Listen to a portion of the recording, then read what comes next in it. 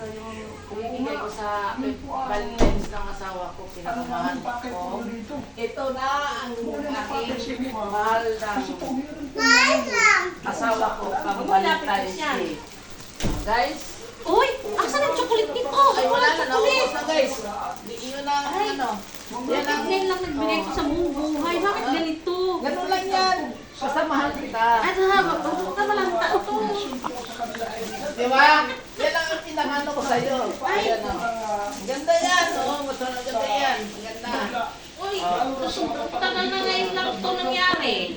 Siyempre, medyo may ano na tayo eh. May ganyan na pagkamamahalan. Walang dalawa. Di ba? Ang laka, Ayan na. uy! Oh. Salamat guys sa... May bulaklak siyang binigay. Thank you. Happy Valentine's ng asawa ko guys. Salamat. Bye-bye. Panira sa